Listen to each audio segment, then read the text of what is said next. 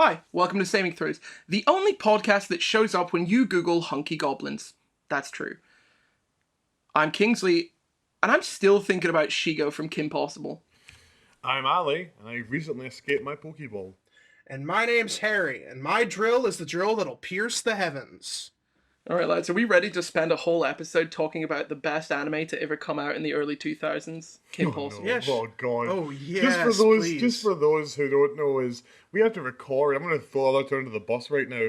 We were 30 minutes late to recording because Kingsley could not stop talking about Shigo, which sent Harry off on a spiral of different Shigo-related names, to the point of when we finally had to record the podcast, Kingsley forgot the intro.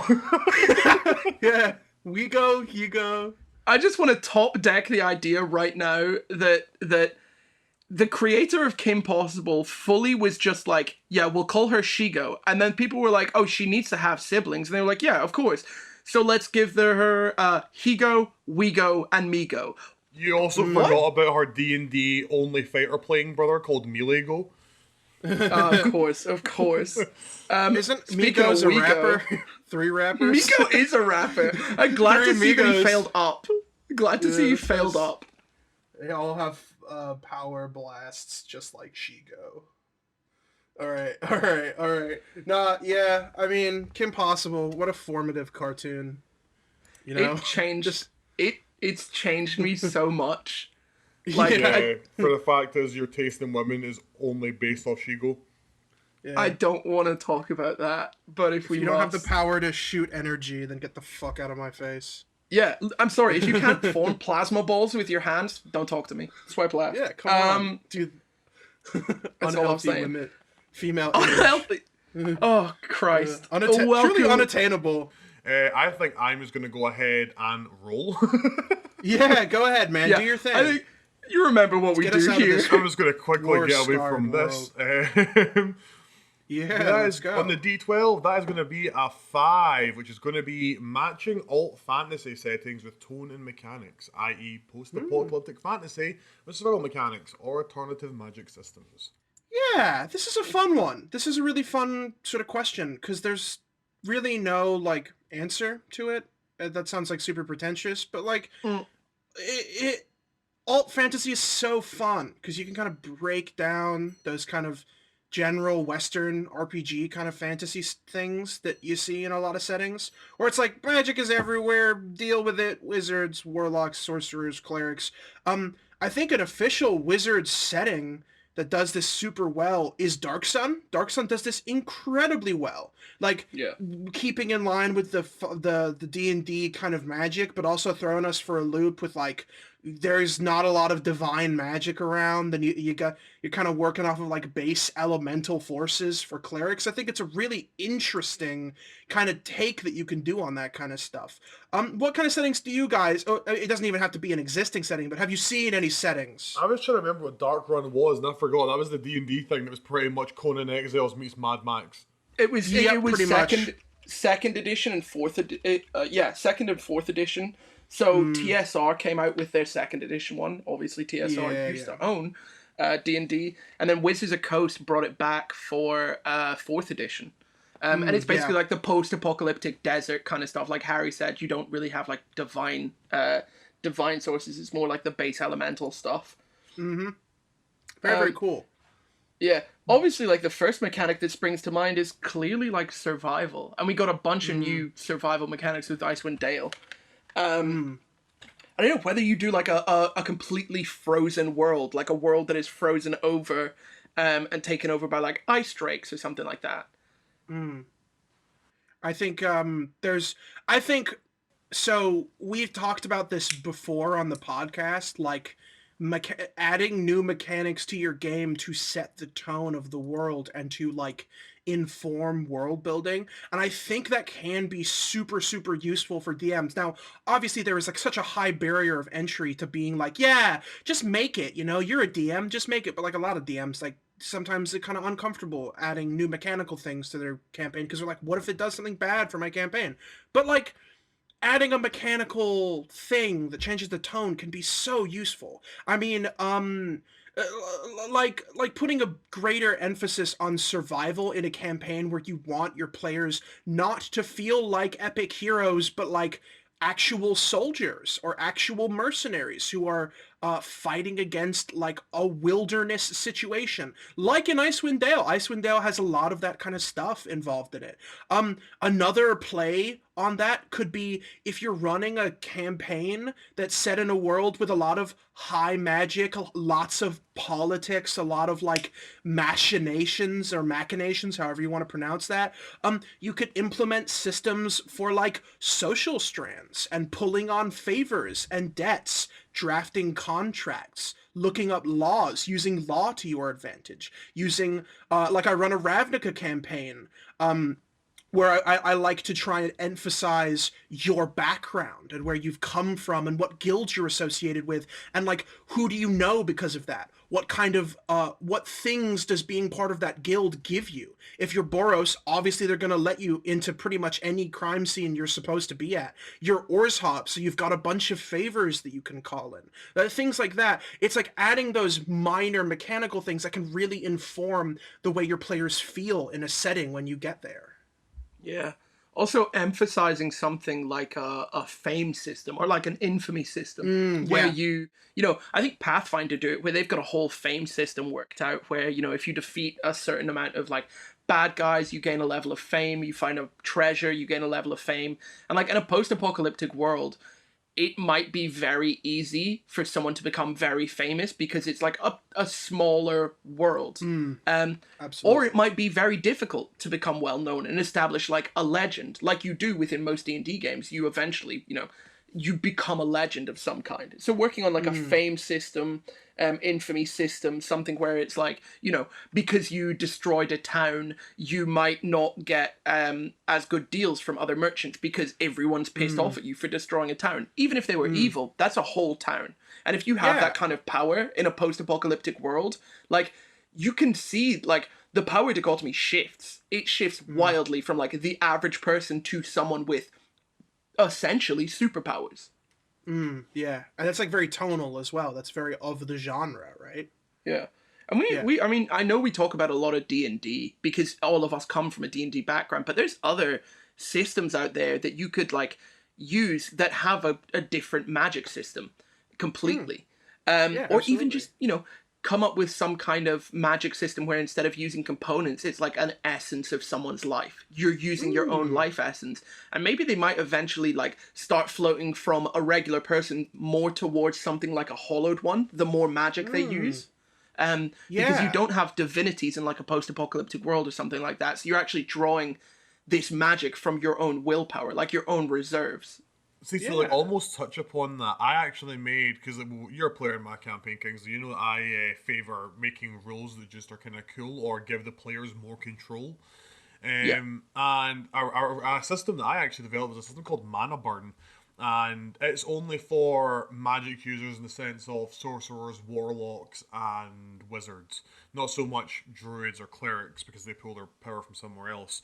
And the system I had made was those who draw their magic from sources that aren't divine or from nature can use Mana Burn to cast spells without spell slots. Spell slots are mages using their spells carefully, and when you run out of spell slots, you then run the risk of using unsafe ways to cast your magic. And Mana Burn castings won't require components, and you can have 5 points of Mana Burn before you die, essentially. And what happens is the points work with the level of the spell. So a first level spell equals 1 Mana Burn, a third level, 3 Mana Burn, etc. If you hit 5 levels of Mana Burn, you will die. It's kind of like points of exhaustion. And I kind of treat it the same way for the side effects. So having 1 point of Mana Burn will give you disadvantage on ability checks. 2 points of Mana Burn gives you a disadvantage on all rolls made. 3 points, your max health is halved. And 4 points, your moves become 0, and then 5 points, you will die. And obviously everything fixes itself after a long rest, but depending on the amount of Mana Burn you have, it's multiple long rests to get rid of it. Yeah, and that's super interesting because that informs your setting, right? Like, that is something that exists in this world and can be felt by the characters, and as such, crafts an identity for it, not just flavorfully, but also mechanically, which is super cool. Yeah, so it came down to me is so, because I like giving my players lots of control. We touched on my dive mechanic rule, I think episode 1 or episode 2, because I just like, because when I'm a player, there's certain things I want to do, and when the DM's like, you can't do that because it's not a rule, I'm always like, why not? But the motivation behind Mana Burn, for me, was, well, I took the name straight off Magic, or the old ways of Magic. If you have unspent mana, you take damage. That's not a thing anymore. Unless you have cards that give that effect. That's a rule that doesn't exist in Magic the Gathering anymore.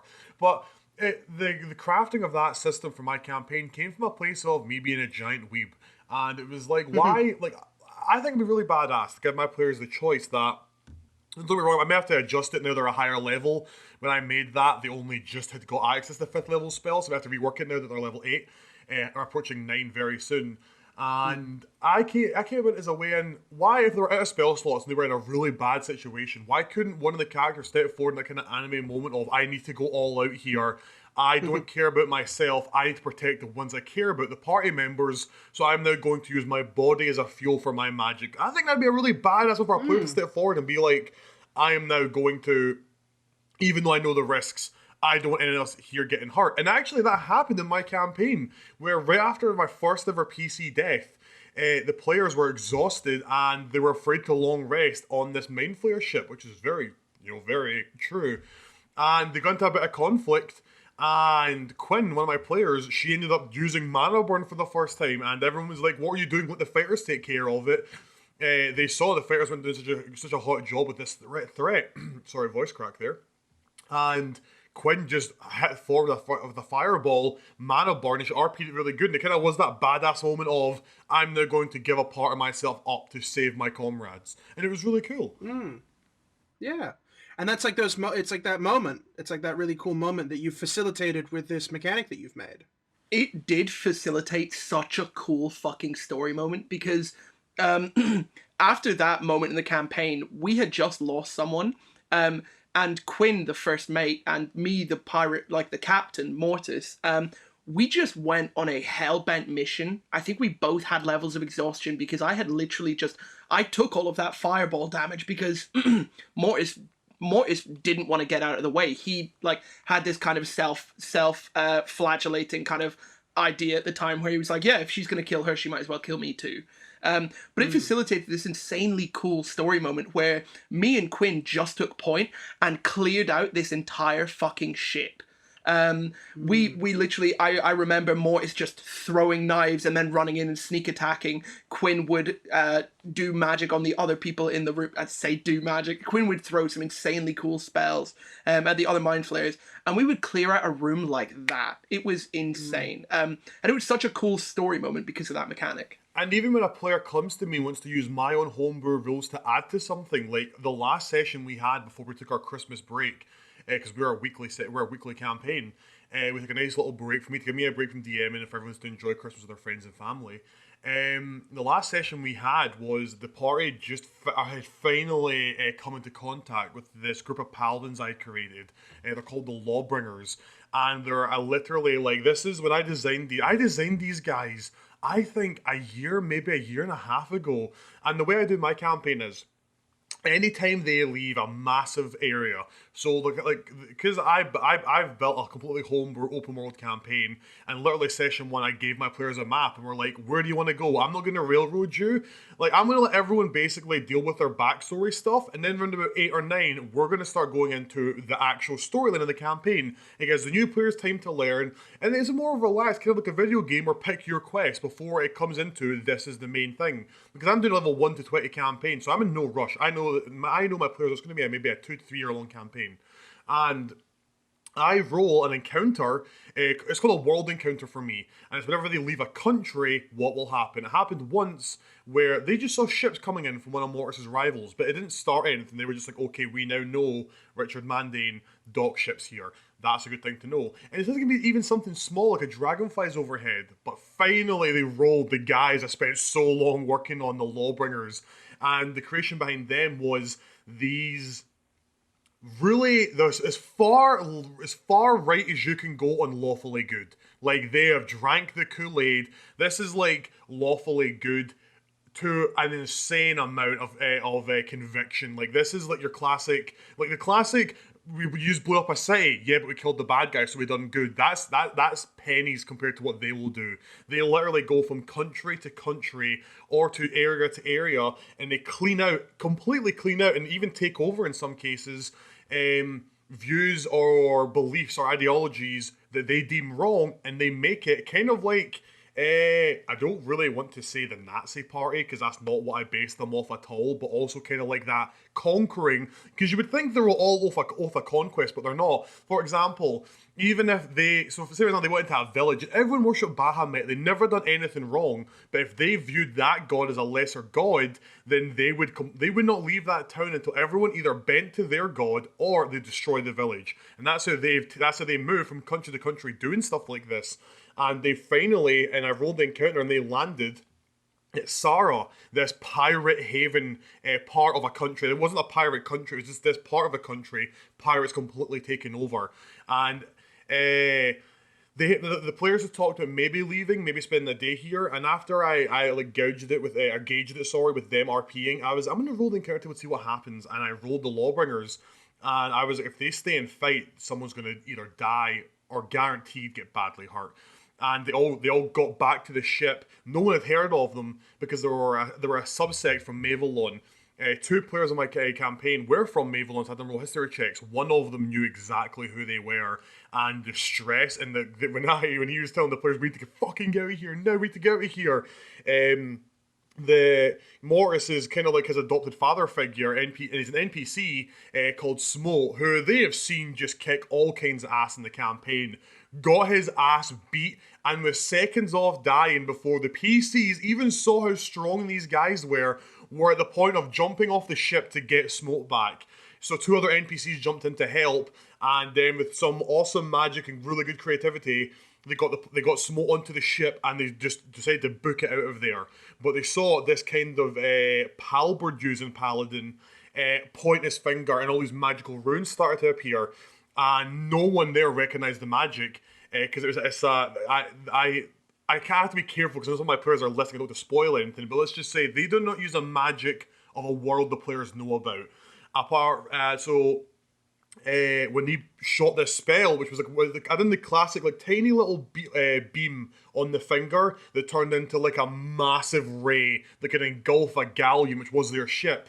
When the enemy was coming towards them, Quinn was like, "Can I counterspell this? Even though I don't understand the type of magic it is, can I try and counterspell it?" And I was like, "Just give me a straight up luck check or an arcana check. It's up to you for you to counter a spell you don't know about." She done an arcana check, she got it high enough that she could counter the spell, but just in case, let me even saying or suggesting anything, she then also put forward, could I use Mana Burn, even though I'm still using the spell slot, could I use Mana Burn to amplify the counter spell just in case my roll isn't good enough?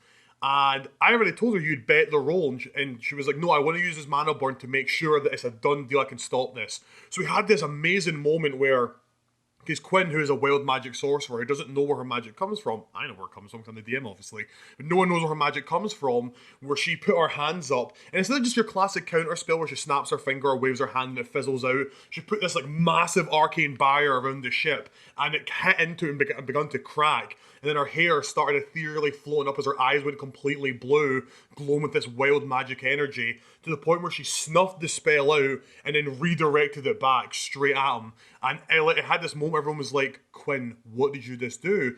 She took a point of exhaustion for it, and then she RP'd, like collapsing to her legs, weak from using magic that strong to counter an unknown magic. And that was just an example of a player taking my own mechanics and adding to it to make it something, one, a really badass scene, and two, super creative to be like, well, could I use Mana Burn not in the sense it was created for, but to amplify this counter spell, which I thought was really fucking awesome. It was an insane moment in the campaign. And I'll just remind you that directly afterwards, I got a nat 20 on a deception check to tell these guys that I was I said I was my worst enemy. So now they think I'm Richard Mandane. You hung off the ship as it was sailing and you shouted, "You'll never catch me, I'm Richard Mandane!" And I was like, give me a deception check at disadvantage. And it was 2 nat 20s.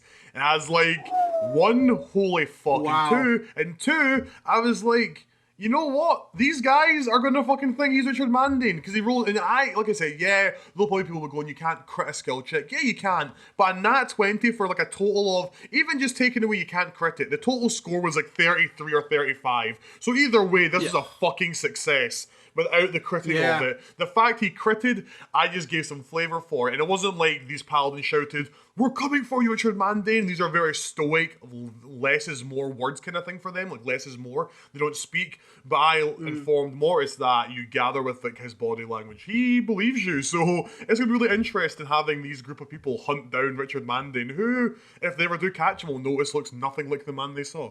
Yup. Yeah. So, absolutely. Insanely cool mechanics, and it adds to the story so much. But like, I know it says in the question that we wrote for ourselves. Wow. Post-apocalyptic. Oh, I missed that, but I apologize. No, that's absolutely fine. No. You were completely on point. That's what I'm saying. Yeah, absolutely on point, because it's talking about like alt fantasy settings and like how you change mechanics to fit the world better. I've talked about it before. It's very obvious. I'm a massive fucking science fiction nerd. That's what I wrote my whole university dissertation on. Absolutely. I run a sci-fi D&D game. Yes, it would probably be better in Starfinder. I'll wait till Spelljammer comes out. But I've got... I took a lot of mechanics from Mage Hand Press's Dark Matter book, which, if you guys have a hardback book, please send it to me. I'm in desperate need. But we make use of this thing called mega hit points. So it's like, yeah, you've got your regular hit points. That's all cool and dandy. Mega hit points are times 1,000. So it just gives you this idea of like infinite scale. So like a space kraken, for instance, is something like a space kraken. Yeah, it's insane.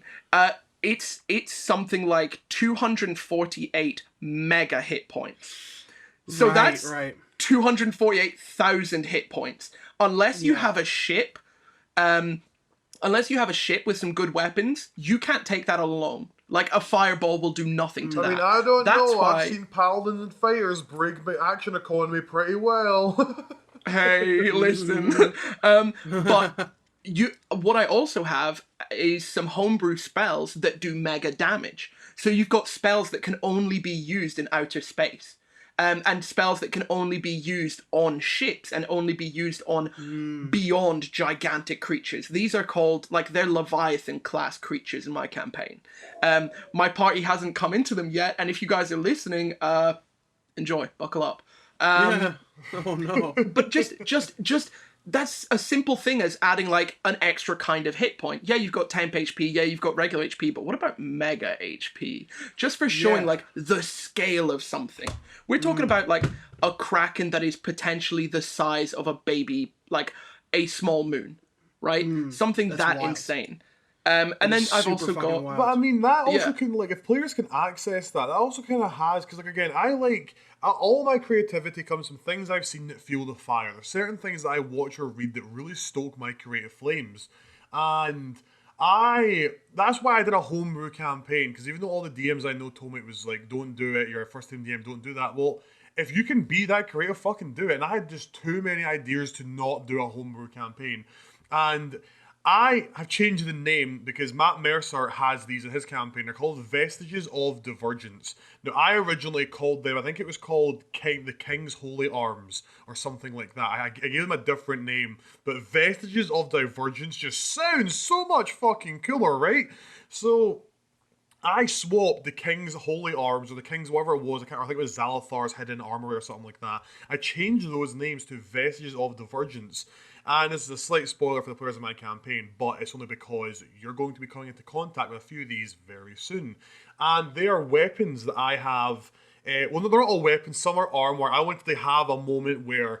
So like, the way my storytelling kind of went was, the players fuck around, they find their feet, become adventurers, start doing some quests, gain some notoriety, then they get the gear to become the heroes they were always meant to be, sort of thing. And I have these vestiges... they're not just going to be like sitting out in somewhere you can buy them in a shop. They need to be found. And the players are going to find out they exist very soon. I won't go into the lore about them because this is not the topic, and I'll talk for everyone's ear off about lore. Especially with my own lore. But these vestiges I have level up And even though my campaign is a milestone based, it's not an XP based campaign, it's milestone. But these weapons are XP based. And depending on the acts you do, will level the weapons up into the first form, the second form, and it's then called the exalted form. First, they have to awaken the weapon. And when the weapon awakens, it'll be... Because like I know for a fact, when the players find either the weapons or the armor or the wondrous items, they're going to be like for example, one of them is a sword. And whoever finds it first is going to be like, this is just a regular sword. It's not even +1. Why would I use this? But the minute that awakens, you're going to see it morph in the way it looks and what it can do. And if you can get that thing to its final form, it's a god-slaying weapon, because that's the direction my players are going in, where they're going to have to be the heroes the world needs. They've already had an interaction with a god that's told them to buckle the fuck up. In a year's time, you all need to be ready. And that was kind of my hint to them, to be like, you guys, your weapons you have right now won't cut it.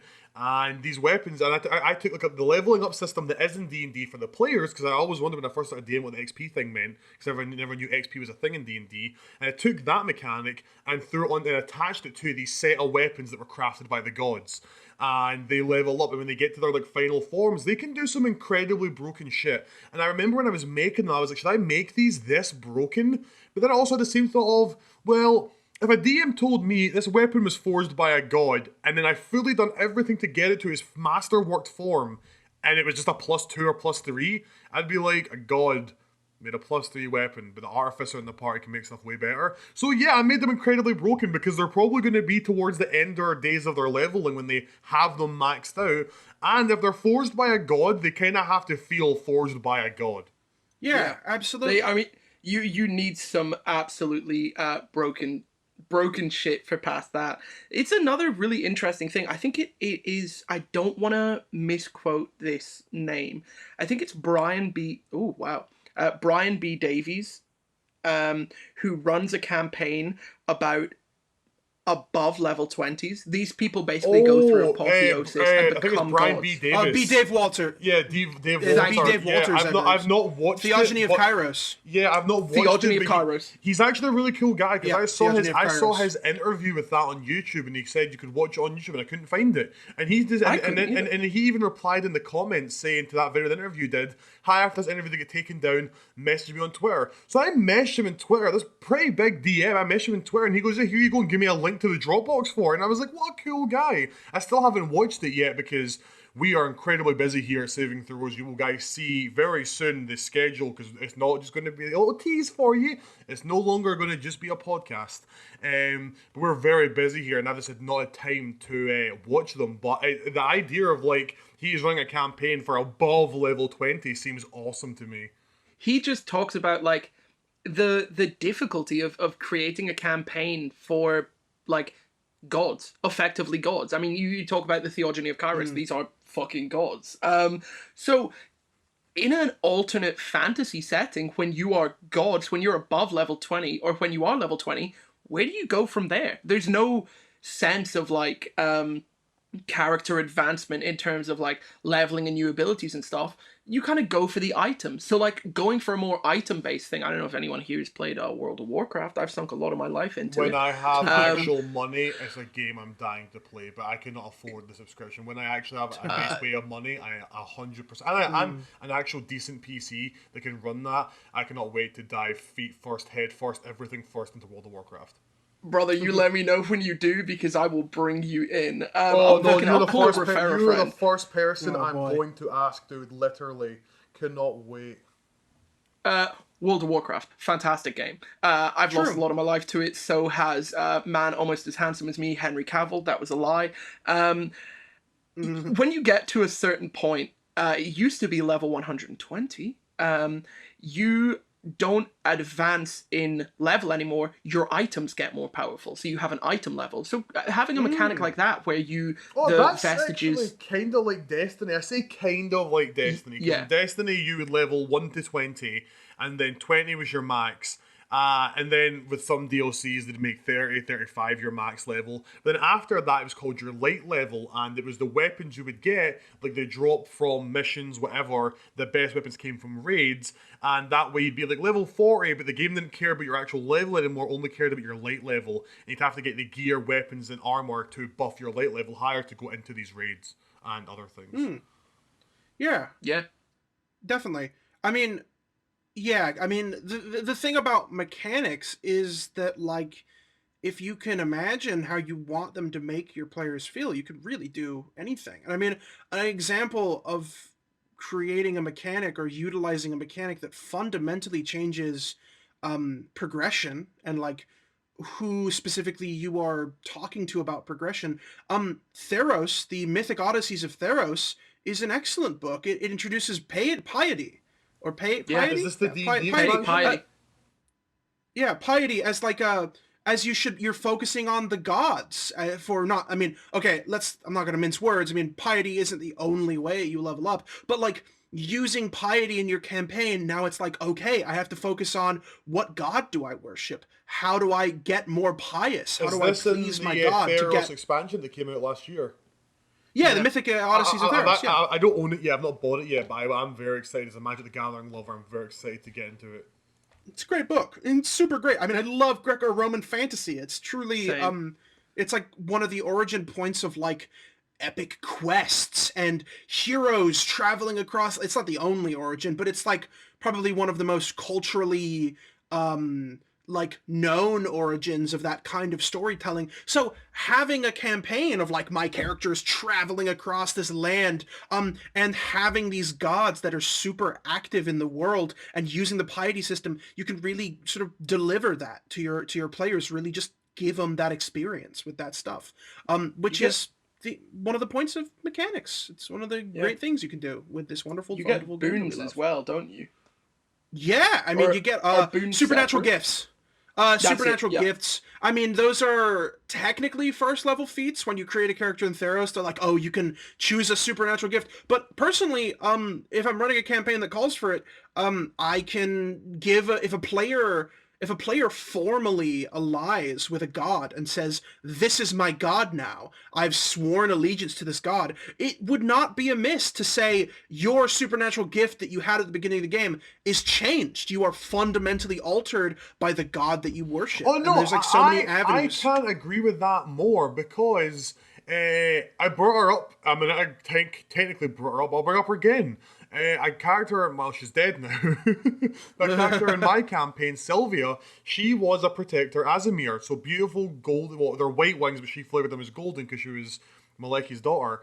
And when she had signed her soul over to Asmodeus to save the party, the next time she activated her I forget what the actual name for it is. Like there's a name for activating your like Azimir ability.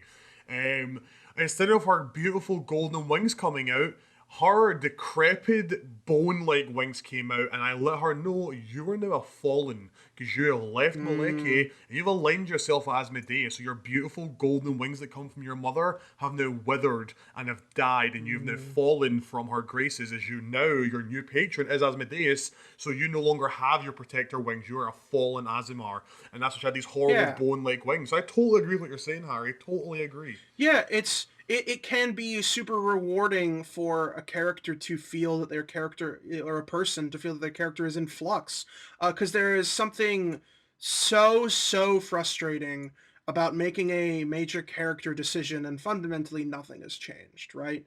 And that's why we play D&D. You want to make a decision, you want to have an active role in the world, you want to be steering not only the course of the world, but steering the course of your character. And when a DM throws at you and goes, you are now a Twilight cleric, you were a life cleric, now you're a Twilight cleric, or you that's what I've done as well. Shit, that's what I've done as well. I turned her from a life domain cleric to a death cleric. I actually remember that as well. Yeah. I've done that as well. Exactly. I made her a fallen Azimar, and I got rid of the life domain cleric and made her a death cleric. Yeah, and that gives those characters that feeling of like, shit, like I've fundamentally altered the way that not only does my character look and is perceived by characters, but like how they play, which is like almost to some people way more important. Like it's crazy. And it is, I'm not saying if you're a DM, and I'm saying this very lightly, if you're a DM, please don't enforce major changes on your characters. Be like, oh, you have to be this or whatever. Now obviously if they've made a decision as big as what Ali has described, like if you're aligned with Asmodeus now, you're not gonna be an Azamar. Fundamentally, that doesn't make any sense. You're gonna be something different. I guess but like, I guess to use this saying is just the punishment has to fit the crime. You know what I mean? I'm not saying that if they only do something bad. I mean that saying of the punishment has to fit the crime. You know what I mean? You don't want to like force them into something that makes no sense from like one little thing, like to back up what Harry is saying. Yeah. Spoilers for Fantasy High Season 2. If you've not watched it yet, right now, I'm halfway through it, so I'm hoping it's not a big spoiler. Are you past Leviathan? They've just left Leviathan. Okay. You know what? I'm not going to say anything. It's fine. If you really want to talk about it, it's my own fault. No, Ali. You need to hear this and feel this with your bones, with your real eyes and ears for the first time. I'm not going to be able to do it justice. Our Lord and Savior, Brennan Lee Mulligan, and my boy, Lou Wilson, you guys are fucking incredible. You're all incredible. Everyone from the College Humor Cast, if you are somehow listening to this, you're all incredible, amazing, wonderful people who have crafted an incredibly emotionally moving story with so much catharsis and development that I truly cannot come to spoil anyone any detail of how incredible your story crafting skills are. Anne goes to work tomorrow, I shall watch it. And even on a much smaller scale, Kingsley, I liked something you had done in your campaign. It was very small. Like these things don't have to be big, awesome anime moments. These will be small little things. Like where I used to play a Druid Circle of the Moon through events of the campaign. I am now a Circle of Wildfire. But we went into, my character as a shifter, and we went into this place where they were torturing shifters and stealing their life essence and then turning them into undead. And my character was so angry, and this drug we had come across, it was called Enrage. And when you took it, it would effectively give you the rage from barbarians. And my character took that because he wanted any kick he could to fucking put these people in the ground. And then after it was done, he was like, roll me a save. And I was like, oh, did I find a trap? He said, just roll me a save. And I was like, okay, that's totally cool. I'll roll a save. Then I passed.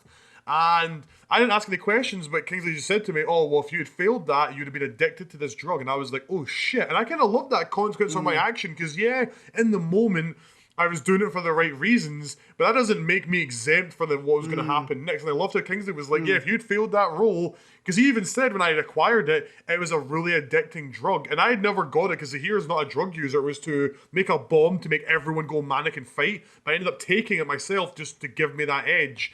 And when he'd asked for that role and they explained after, I was like, that's so badass. Even though my character could have been addicted to this, that had been really bad. But I loved how even just that one little thing could have affected my character throughout the whole campaign. It's a pull and a push, you know? It's a pull and a push. It's the character doing stuff. It's the DM reacting to it. It's like saying, because of what you did, this happened. And it has to be a reasonable pull and push. But it's like taking that energy, taking it in, processing it, giving it results, giving effects, after effects, breathing life into the decisions your players make. Yeah, it absolutely. It's character development through choices. I mean, that's how you develop as a person. You make a lot of life is a series of choices. Some good, some bad, some middling. Right. But talking on the drug mechanics, it's something I'm weirdly obsessed with in D&D is the lasting consequences of something. In my current campaign, have a lot of people doing, like, there are a lot of narcotics available in the open market, right? Absolutely. And I play with drug mechanics a lot because you want to create something that's enticing, but also has very obvious consequences. And just gauge from your PCs. Something I like to do at the beginning of a session is ask my PCs a question.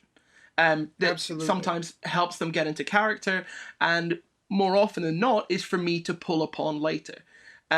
Just to kind of offer them these things that may help advance a character or may lead a character to make certain choices to let that PC and player develop it on their own. Something that I know we're giving a lot of love to the College Humor Cast. Brian Murphy from the College Humor Cast runs an amazing actual play show called Not Another D&D Podcast, NADPod.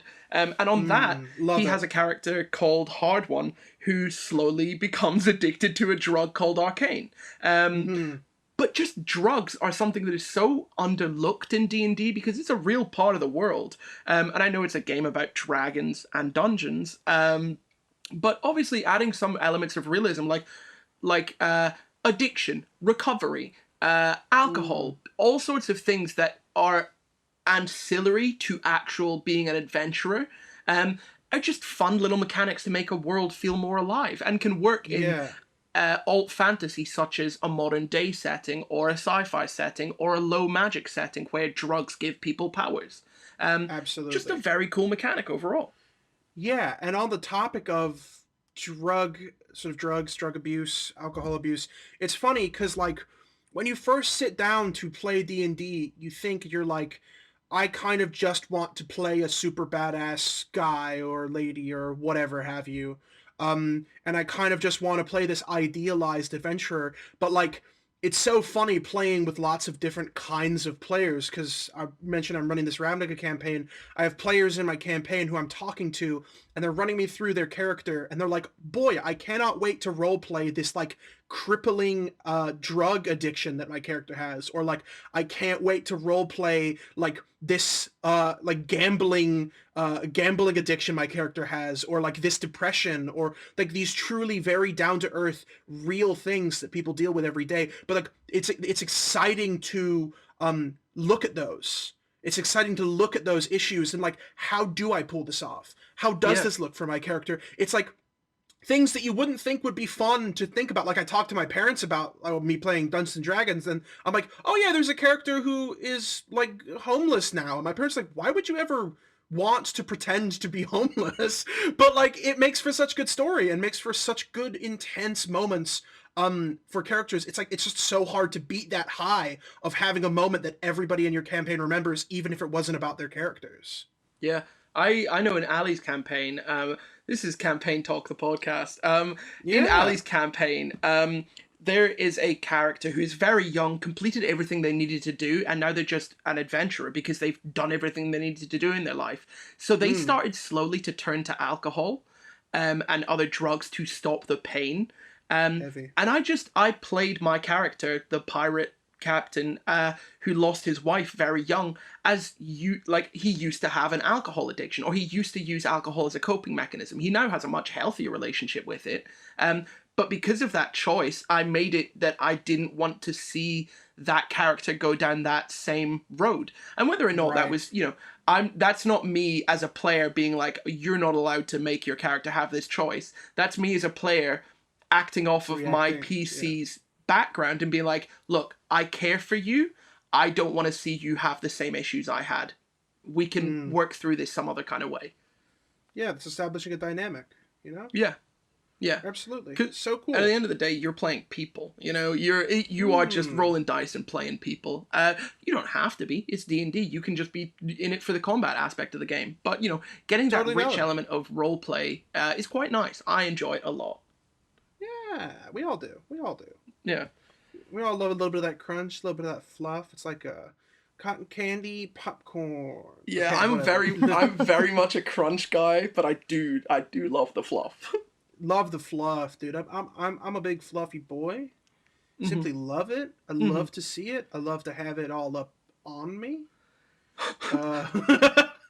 On my body, in my mind. I'm gonna edit on a picture of a jar of fluff. The stuff, that marshmallow stuff. Can you put my little art insert from the poster? Dip it in a fucking jar of fluff.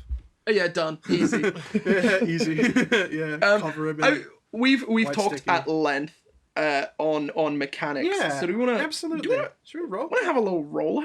A little roll? A little sushi roll? A little California roll? A little. I'm not well versed in sushi, so I can't make a roll joke. Crab roll. Crab roll? Fish crab. But anyway, I shall roll our new topic, and that will be at 6. So that is going to be color combinations, aka theory behind what each color combination stands for, represents, flavor, and lore-wise. Magic color theory is basically just astrology for nerds.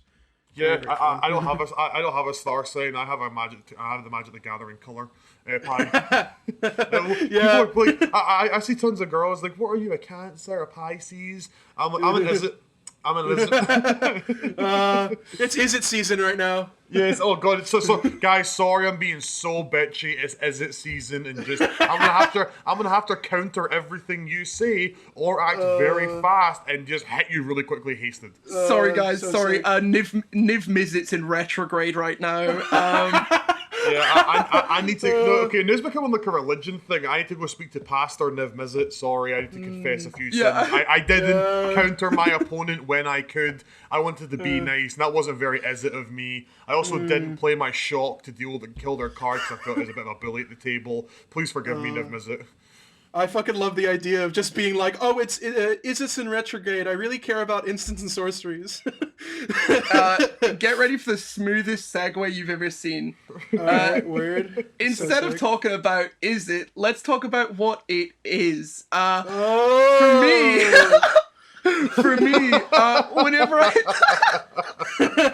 Oh, wow. Wow. That was like a fucking disabled ramp. I fully went up the disabled ramp on a disabled ramp on a dirt bike. A dirt bike. We're a lot of energy today. Fully, what I was gonna say was the first thing I think about when I'm thinking about MTG color theory is like you break it down to the base elements. Green, we're talking about growth right there, baby. We're talking about having humongous creatures, having the ability to put a ton of counters on your creatures. Oh, nice. We're actually going to start off with the 5 core colors. I thought we were going to completely void them, but I'm totally up for it. Watch me go. Watch me go. Go in.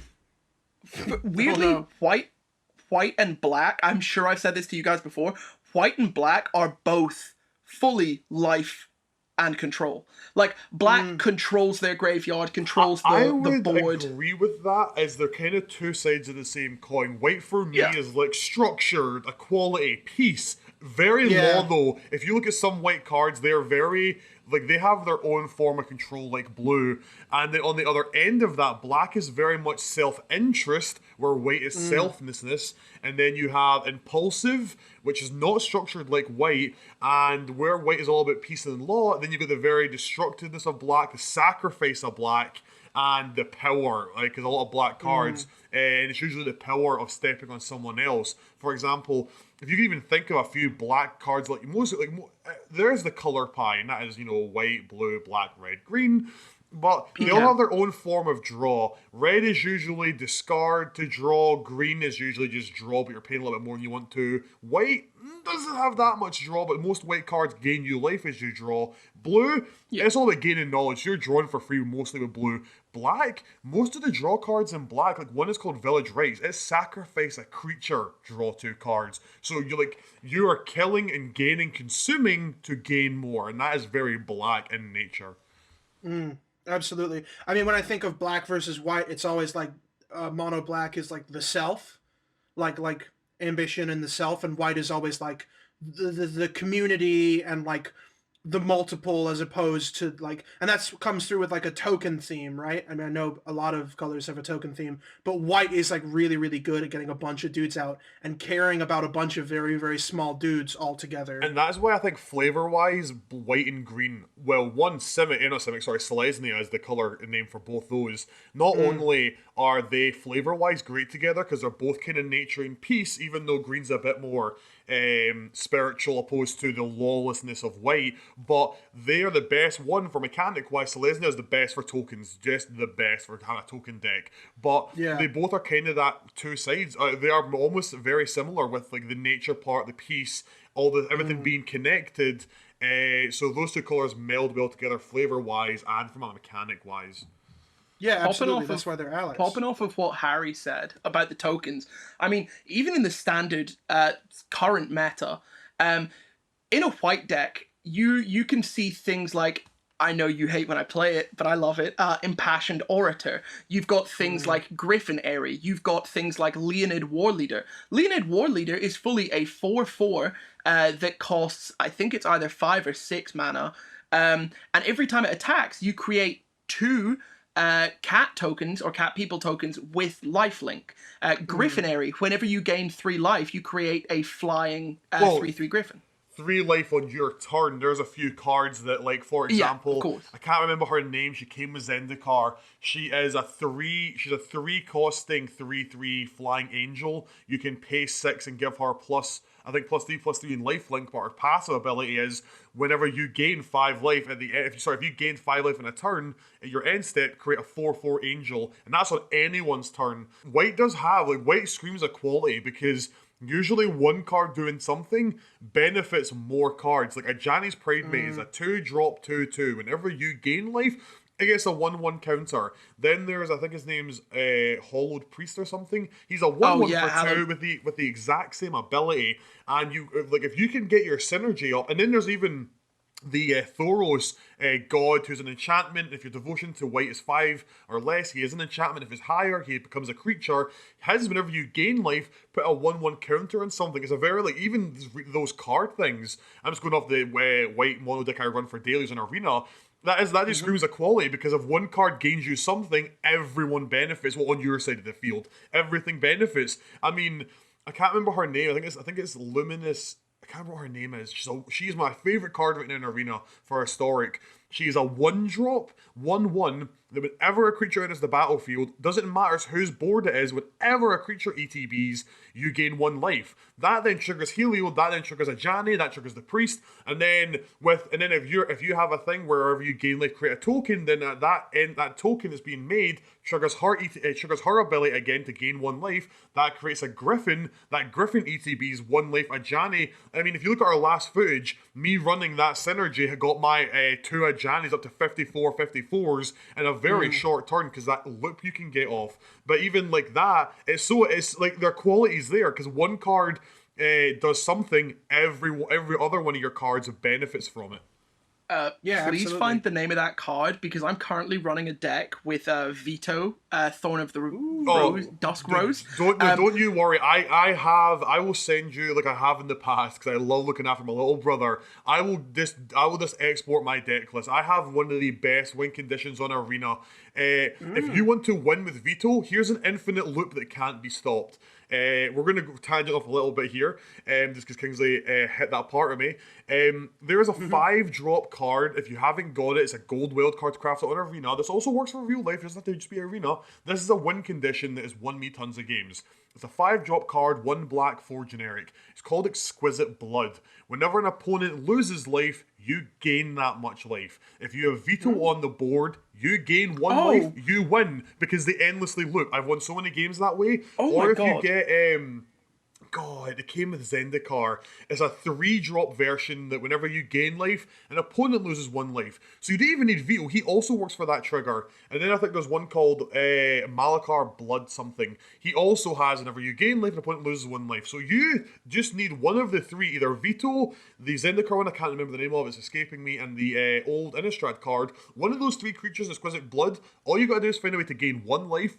All you need is 1, or if you want to gain more, that's cool, and you win the game outright, because Exquisite Blood triggers, and the thing is, if they play a Destroy enchantment on the stack, it doesn't matter, because when Exquisite Blood triggers, and if someone plays a Destroy enchantment, Veto's going to trigger, or whatever card's going to trigger on top of that, and then Exquisite Blood on top of that, so you can't even blow it up, because the stack starts unfolding, and by the time the stack is resolved, the person's lost the game before they can blow up your enchantment. Man... Here's the thing, chucking, what is it, Exquisite Blood, Veto, and then just for a little bit of like, I don't know what to call it, a little bit of angst, a little bit of millennial angst, throw in Sanguine Bond as well, so you're just doubling up on that. Well, that's the thing, Sanguine Blood, I'm blooding,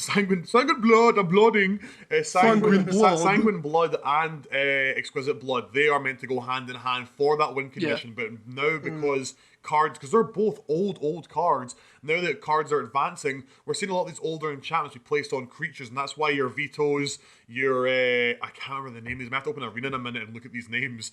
You have now 3 creatures that as soon as you get them on the board, and I run an Orzhov deck, so I don't have to wait until I got 5 mana to trigger Veto's ability to give my creatures lifelink, because if you have that 1-drop 1/1 on the field and you hold Veto back, you get Exquisite Blood out, you play Veto. Veto just ETBing triggers your life, your priest there, your priestess. You gain a life, triggers, and just him ETBing instantly sets that loop off, and you win. It doesn't matter what they do. I've seen players quickly who have left all their mana open, tap all their mana, and literally in one of the games gain 50 life. And I'm like, cool, but now we're going to sit here through this stack and watch you get pinged for 1 every stack trigger, and you're going to lose because you can't break it.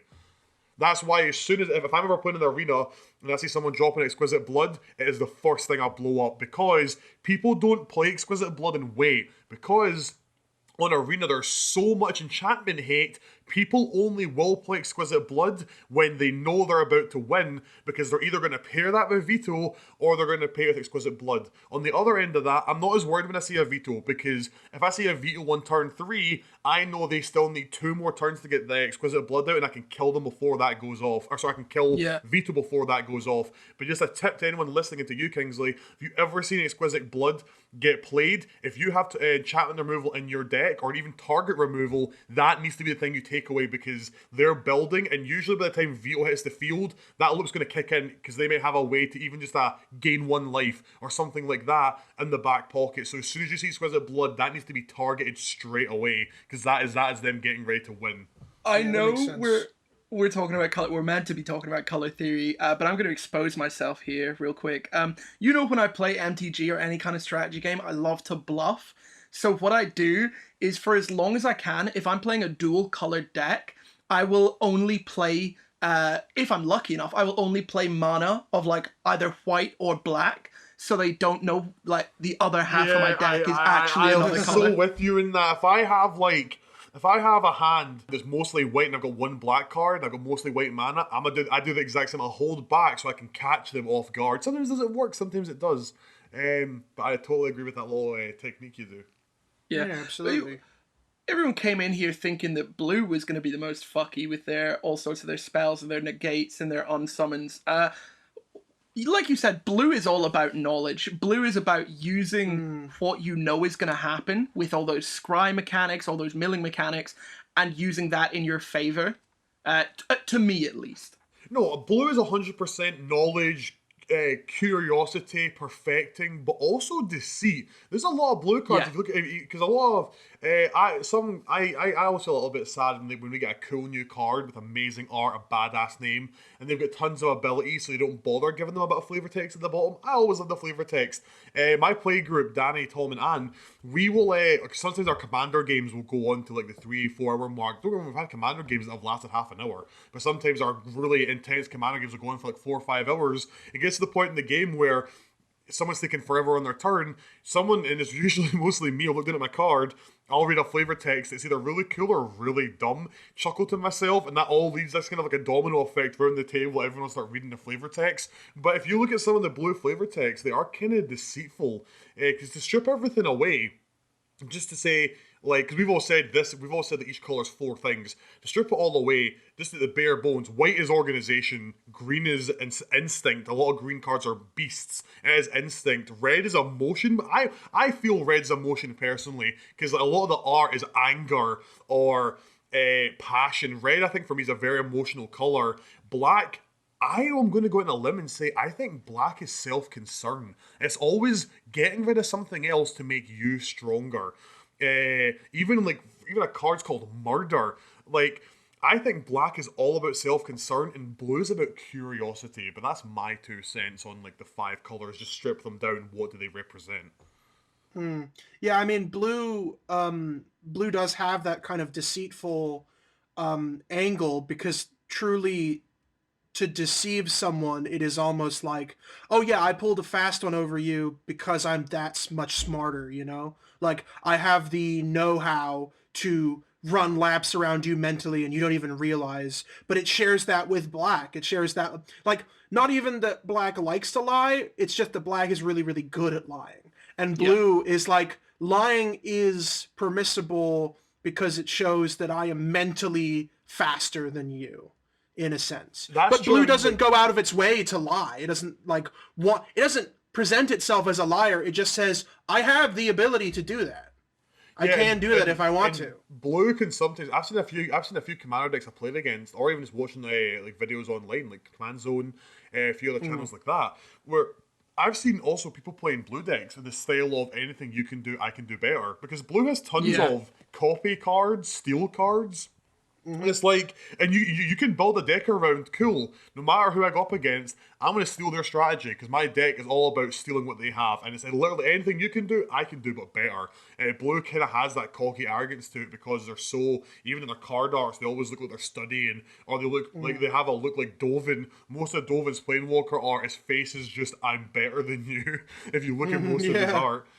All I'm going to say is Stunt Double versus Locust God. Our game, we had, we were testing on Cockatrice, us three had a commander game, and my deck was Urza Blue Artifacts. I didn't even plan this, anything you can do, I can do better. I put Stunt Double in to, if someone had blown up my Blight Colossus on the stack, I was going to flash in and then have that one go, because obviously of the legendary rule, you only have one legendary of the same card on the board. I was planning to save my Blightsteel or my Ulamog that way, but when I had, I was literally, it was Kingsley's turn, I was just waiting to get back to my turn so I could ult my Ugin. I Stunt Doubled and stole Harry's Commander as Locust God, so I could draw 7 cards, and I was going to get 7 flyers to deal with Hull Harry's flyers, but unfortunately, with Harry saying, we need to stop that Ugin, Kingsley was like, I'm going to do one better, and took out my Stunt Double, so I lost my Locust God for the 7 triggers I was going to have. And then I stole that Stunt Double and used it against you. Yeah, it was a great time. Yeah, and you made my Blights, then you copied my Blightsteel, and I was like, I've done this to myself. That was a fucking wild series of events. It was. Let's go on Cockatrice and test it out if we can turn this into a gameplay series. It turned into like a 4-hour game. We even said, let's not play a full game. Let's just see how it works, and we'll stop halfway in. We all got so into it, we ended up, we're like, because it was our first time ever playing Commander together.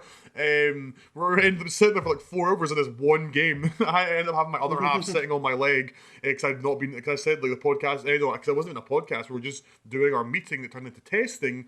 And I said to Anne, I'll be through in like 20 minutes, and she came through, she's like, it's been 2 hours, and I was like, why don't you sit with me? I gave her an earphone, and she just sat and listened to us three talk shit to each other. Harry got to hear how cocky Kingsley gets, and we had a nice little night playing MTG together. That was very fun. Lovely. That was a fun night. Reminder that we are people beyond the microphones. Speaking of being people beyond the microphones, in the multiverse, what colors do you think you would represent? I know I've said it before that I would want to be green black, but I got shot down so heavily. You're not. Yeah, in a conversation outside the podcast, we were just talking as friends doing Kingsley. We were like, what colours will we be? And Kingsley said, I'm probably green black, because that is Kingsley's favourite colour combination.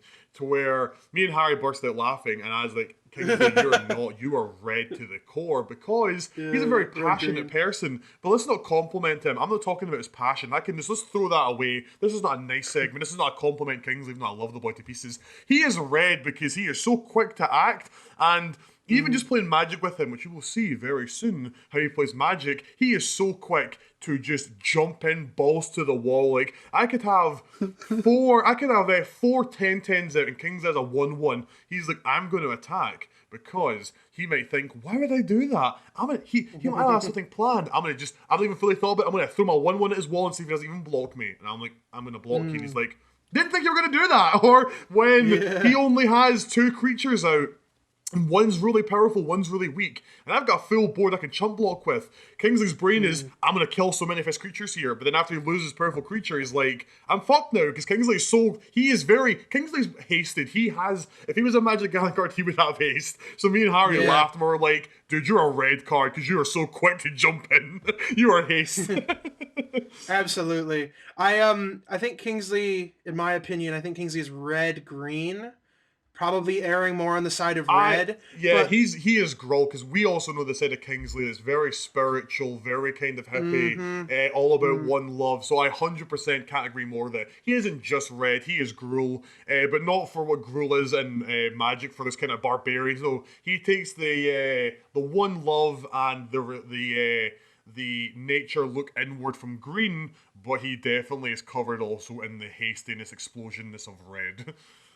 Crazy. I didn't realize this was a dunk on me topic. Yeah, I've seen Kingsley spit tapioca bubbles out of a boba tea at a pigeon on a high street before, which is truly the most cruel thing I've ever seen happen. He hit, I think, about 2 out of 3 of them.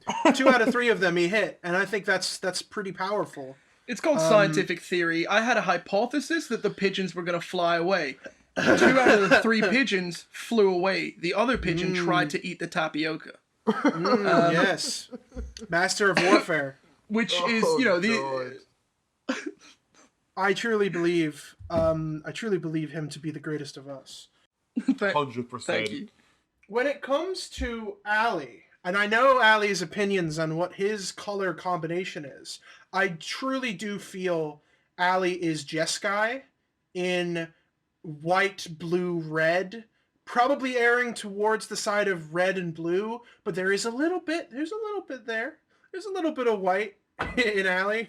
That sounds weird out of context. We're talking about magic. Sorry, knowing Ali, you're talking about your mixed race friend. So yeah, I guess knowing Ali my entire life, I can definitely tell you there's a little bit of white in there. Oh, incredible. I'm curious. I'm curious. Why Jeskai? Because I know we talked on this personally to ourselves when we're playing Magic. But why Jeskai? I'm curious, Harry. There's something. I feel like you value community. I feel like you are a communal person and you value the people around you that you care about. Whether that is your neighborhood, where you come from, your family, and your friends.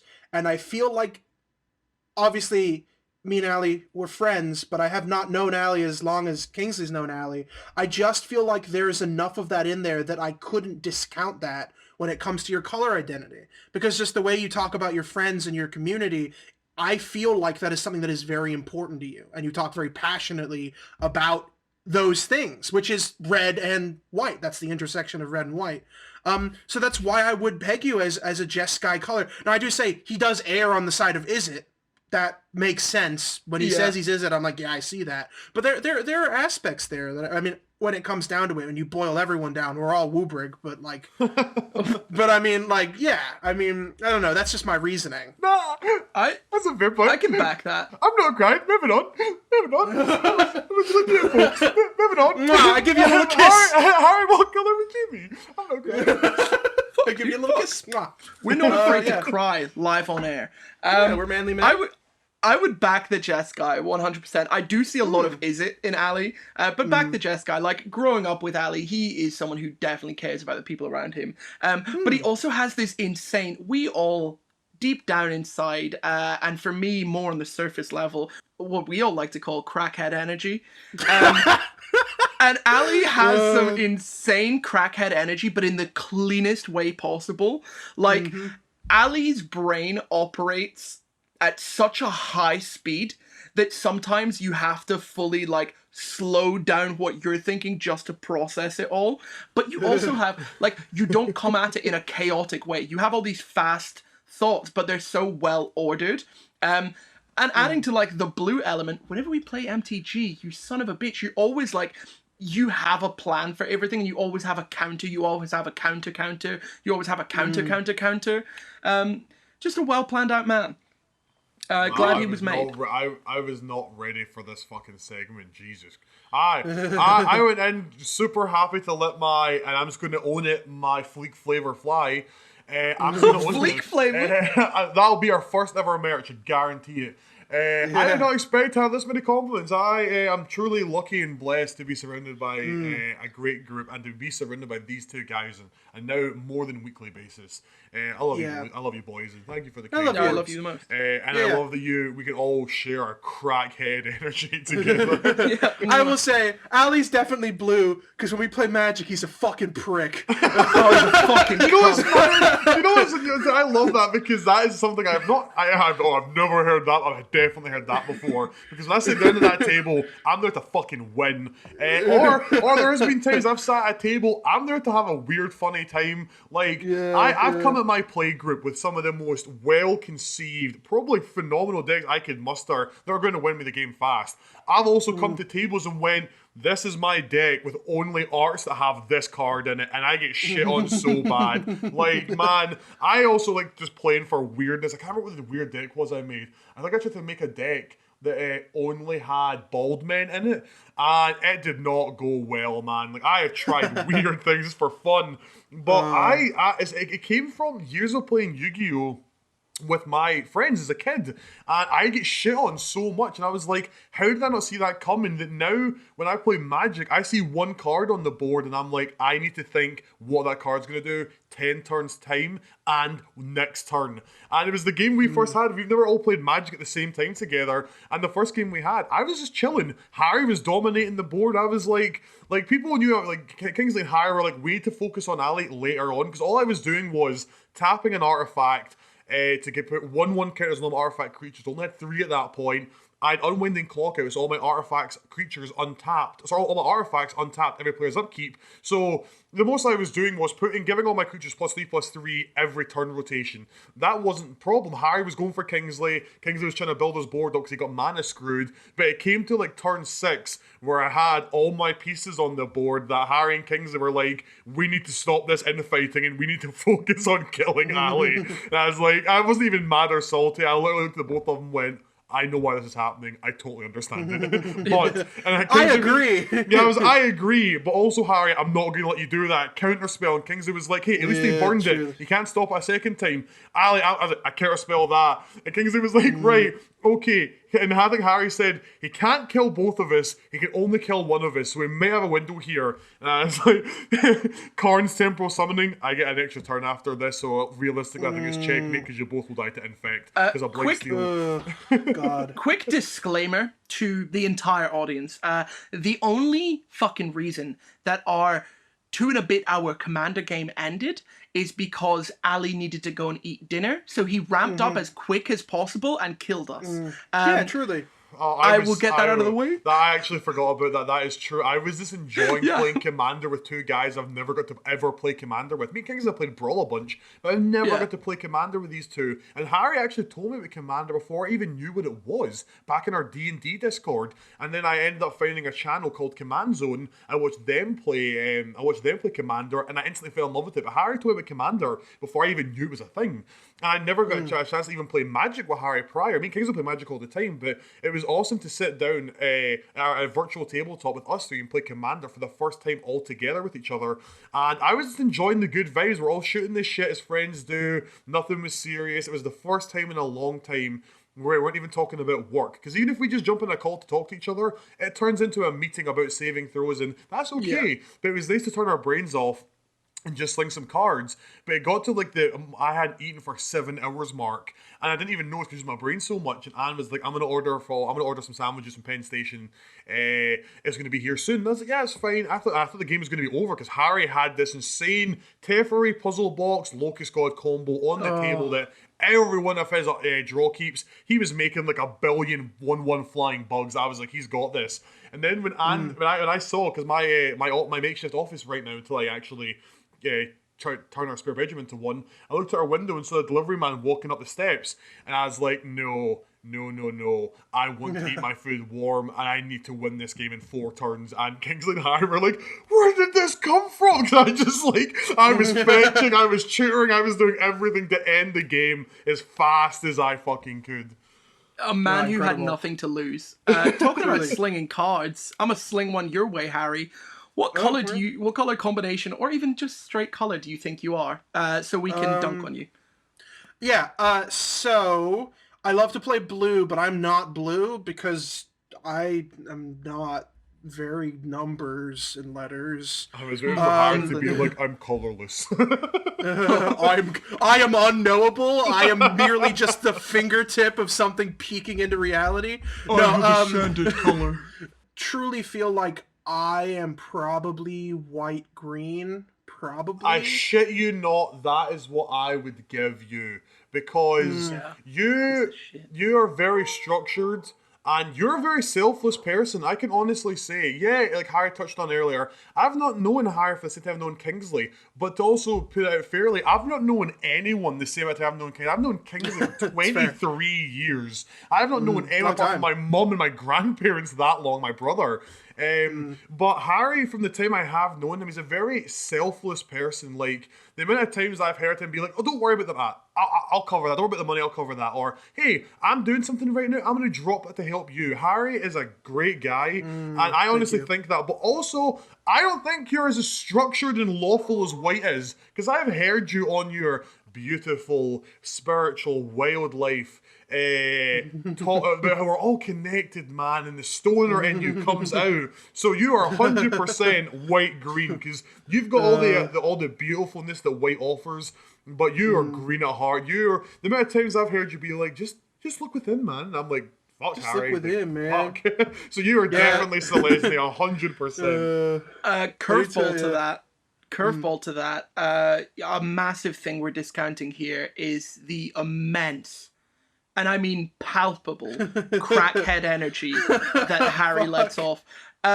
I just as a taster for this, our last recording, me and Ali use the regular names that we use online whenever we record these. Harry's current name is War Criminal Spider-Man Corpse, and his name in our last recording was Flat Bottom Scullery Maiden. That's true. When we were doing our recording with author Caleb and Kelly, I keep our recording window open so I can make sure there's no fucky wucky things happening with our recording, and I just see Flat Bottom Scullery Maid. So yeah, you know what? I think Harry might be Naya, because he does have crackhead red energy. Because I've never seen Harry join a call with like Kingsley's Kingsley. I just use Iron Lord Ali or Ali, because it's been Iron Lord Ali since the second recording, because it auto saves your username and I can't bother changing it. So there's another tip. Harry actively thinks of a name and changes it, because even the first recording he was Harry Has Pants, and after that it's become like all these horrible weird names. Harry is Naya. You're right. It's just, I don't know. I know no one will be able to see it. So the fact that you guys are calling me out, no one who's listened to the podcast will ever see my name, so I could name myself whatever I want. My favorite one was Murder Burger, 3 times in a row. Also, our commander game was called, I believe it was Beef Boys 3, The Greasy Reckoning. Oh, God. Yeah, and the password was GG. You just have a knack, this ability to inherently find something like you fully always hit me with some left field shit. No, Harry's fully a wordsmith. Let's just say what he is. Harry is honestly wordsmith. A wordsmith. Please, no. You should see me in my D&D games. I forgot the word aisle.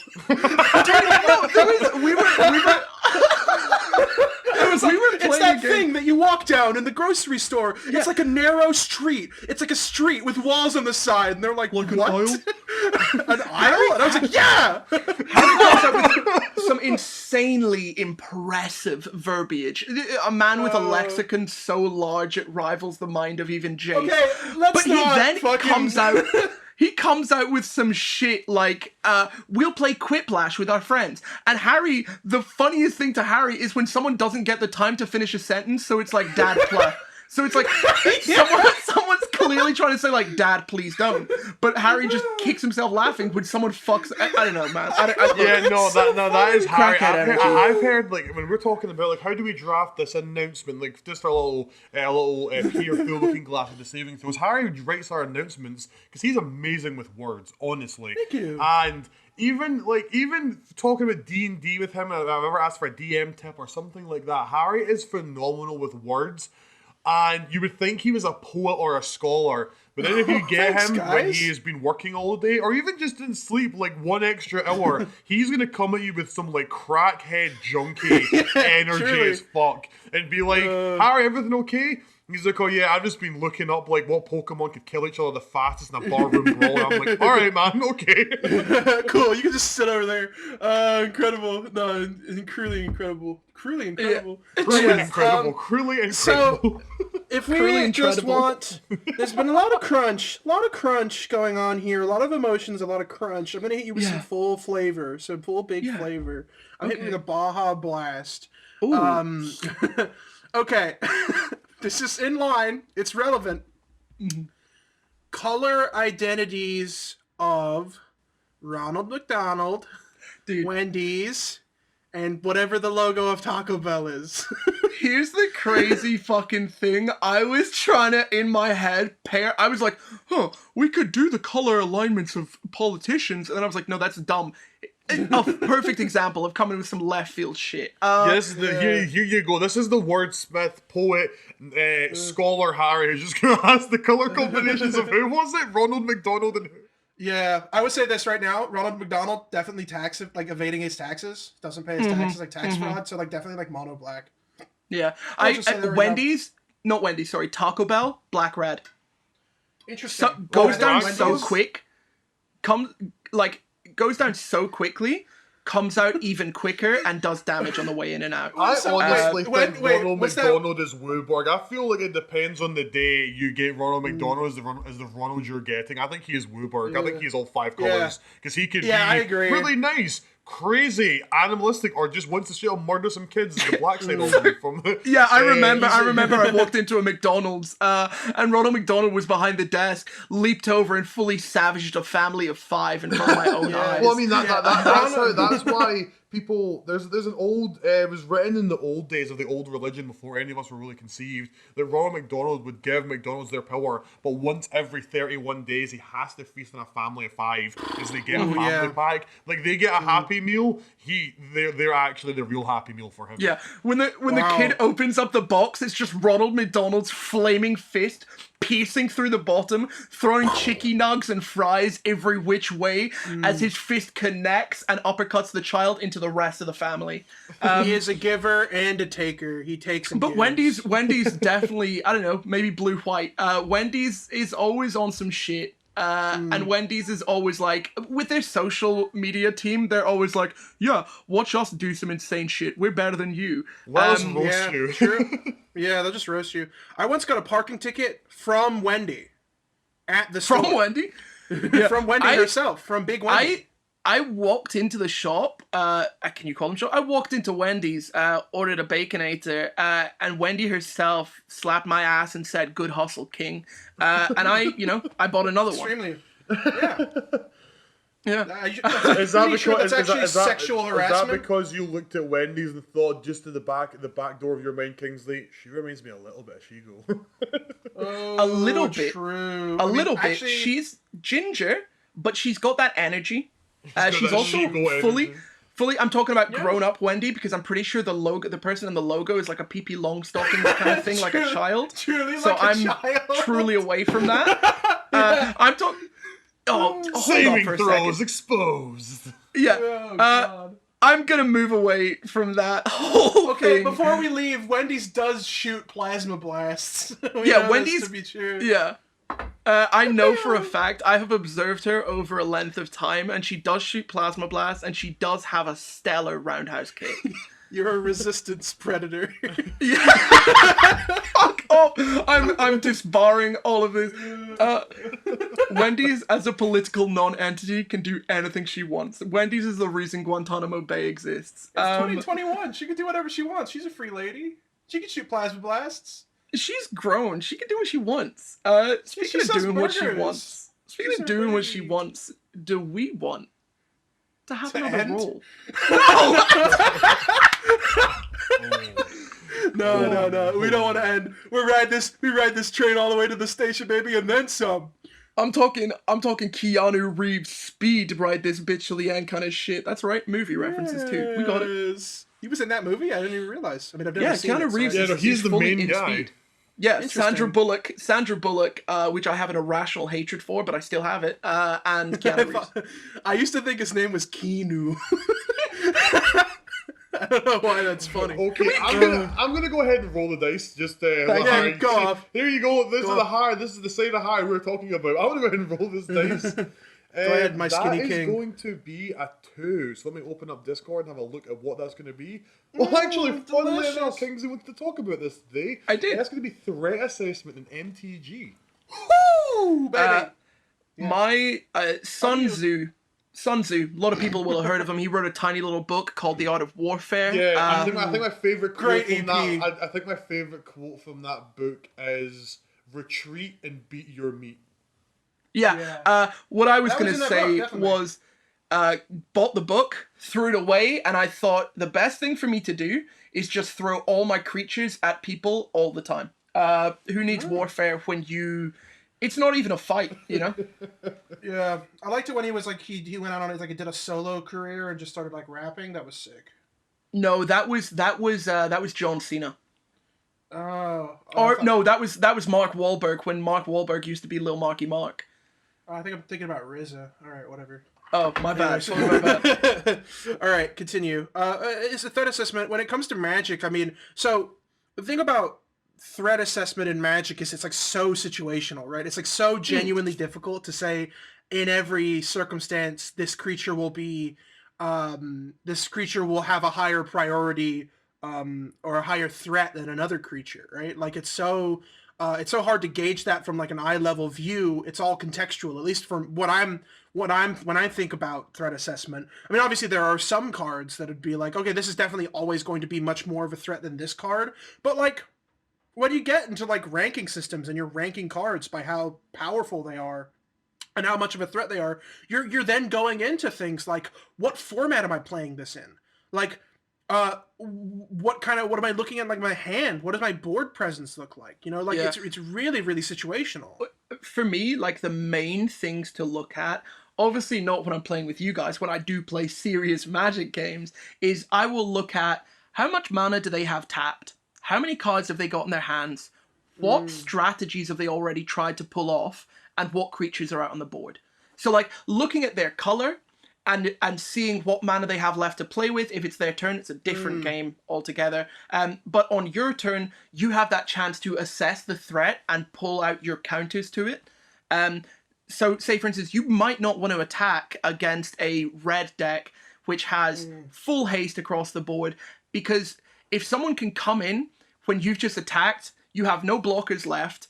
Obviously, that's a bad situation, but with red, they can just cast something like Infuriate, which gives you a +2 to power. And it's just going to be a bad time for you. So you've got to just play it safe. Yeah, absolutely. But it's knowing what you're going up against and just kind of gathering that information around you and using that to come up with a good counterattack. Absolutely. Very fair. Ali, what do you do? Because you look. Oh, 100%. Open mana, like untapped mana, equals trouble ahead. That is a guarantee. Yeah. And the thing is I love this topic because I could talk for hours on this, because if my playgroup are listening, they always run the same mistake of they think I am the arch enemy, and now 9 times out of 10 I usually am. But one thing is I'm going to go properly to threat assessment in a second, but my point here is this going to be my opener. This is a massive thing about threat assessment that people don't always think of. Every game that's multiplayer, not just a one-on-one, this doesn't matter for one-on-one, multiplayer games with your friends or whatever, in a multiplayer game, there is always an arch enemy, because someone is going to be moving way further ahead, ramping, tutoring, doing whatever, that they are leagues ahead of everyone else at the table with the way they're playing, that they're the arch enemy. It has happened to me so many games. I've seen it happen to so many people in games. I've now managed to learn from it that when someone becomes an arch enemy and you stop them, and say, for example, you board wipe them or you set them back 3 turns to the point where they only have 1 creature out, and it's like a 2/2 with no abilities, and you keep targeting them because they were the arch enemy. No. The arch enemy is shifted. The amount of games where I've had this insanely scary board presence and I get my shit rocked, and either my board gets wiped or everything is bounced to my hands, I'm slowly building back, and people are still going for the throat for me, and I'm barely defending, and my life total is dropping lower and lower. I'm like, hey, why don't you look at the player to the left of me who's got 40 tokens on the board now that are all 12/12 of flying and trample? Because you've been focusing on me, that now is past that. Give everyone else at the table a clean shot to build up and win the game. So if you take out the arch enemy, it's not there, it doesn't turn to there's no arch enemy now, it's shifted to someone else. Don't think that arch enemy is still the arch enemy. That is one thing I would personally say for threat assessment in Commander, or just any multiplayer game, standard and multiplayer as well. But threat assessment goes so many ways. For example, Harry is like me. We are blue players. I kind of leaned away from them. Most of my decks now are tricolored or even five-colored. But a lot of people, when they see a blue player there, they're like, that's the threat. Trust me as a blue player and someone who's dealt with the worst blue players. But yeah, it's not always the player with the counterspell deck because they can only counter so much. On the other end of that, if you have a counterspell, be so careful where you use it. Properly assess the threat. I cannot tell you, listeners, and to you, Harry and Kingsley, the amount of times I have counterspelled something and I have instantly regretted it just not 5 turns later, 1 turn later. Because if it's like a thing that's like a 5/5 that can be pumped, and yeah, it has trample, early game, mid game, that's not a big threat. And then you miss out on countering the board wipe or an Alted Dust, a board wipe that also gets land. Like if you got a counter spell, you need to time that because 9 times out of, maybe not 9 times, maybe like 5 out of 10, you don't have graveyard recursion. You need to assess threats. Think long term. Don't think, because one thing I learned to do, thanks to playing Arena and getting to Mythic and playing with like the insane people in the Mythic category, is a card that you see as a threat, but you know it's only going to be a threat for the next 4 turns, and then you know you can deal with it, isn't really a threat. You need to look at that card and go, that's the card that wins him or her the game. Let's take that out right now. Yeah. Spotting the key to a combo is essential to threat assessment. If you can spot someone's, if you can see someone doing a lot of shit with one card, not all the time, but a lot of the time, that is going to be their key card. And they're probably going to have more than one of those cards. Unless you're playing Commander, they're probably going to have one or more of those Commander, cards. And Commander, that's very true. Think about our game. Yeah, it was my Commander, and I can resummon him whenever I want on my turn. But you guys taking out Urza like at turn 8 for me when I started tapping because like I had all my mana taps. You guys were like, Ali's got no mana left, let's swing at him. And I'd be like, well, actually, because Urza, I'm going to tap down these artifacts and then get blue mana. You guys caught that very early on, and you taking out that one part of my engine slowed my deck down so much because I was like, right, I have all these cards in my hand, but I need to remember commander attacks for Urza, right? I need to factor in playing him and leaving mana open to defend myself. That one thing that they had done to me, taking out one card, broke apart my engine. So I would always say, try and work on a multi-engine strategy. And it's not always easy. Sometimes like one card is your win con, but when you have this engine on the board, sometimes losing one piece can just, and that's also a bit of advice for threat assessing. If you can pick out the one card in that engine, kind of like how we touched on earlier with Exquisite Blood, take that card out. Take it out. Kind of popping off about what Ali said from, having an engine is you've got to figure out, are you assessing threats on the fly or are you assessing threats before you even get to the board? Are you creating a deck that has things to counter things you're envisioning in the future, what's in the standard meta and stuff like that? Or are you, coming up with threat assessment on the fly? That's something kind of vital to think about when you're making a deck is, do you have an idea of what this deck is going to do outside of that primary engine you're building up? And also, not the biggest creature on the board also means the biggest threat. Like a Darksteel Colossus, a 11/11 with trample, that sometimes isn't the biggest worry. I have to admit, sometimes the biggest power on the board ain't the biggest player there. And just before we end this, one little tip. Nice guys or girls usually finish first. Doesn't matter if someone slaps down a group hug deck, and they're like, Harry, you're going to gain 5 life? Why? Just because. Harry gains 5 life. King's going to draw 4 extra cards. Here you go, buddy. Usually, from my experience, the nice guy or girl finish first because no one wants to attack the nice player that's helping them out. We'll work on the other players. And by the time you've exhausted all your resources, that guy who was doing you or girl that was doing you all the favors is going to go, well, you were all ignoring me. My engine's online. And unless no one has a response, I'm about to win the game right now. Yeah. Love a group hug deck. But if you truly want to see how we do threat assessment, we have a brand new show coming for you guys called Friday Fight Nights. We'll wait and let Harry announce that on the Monday with a few other sneak surprises.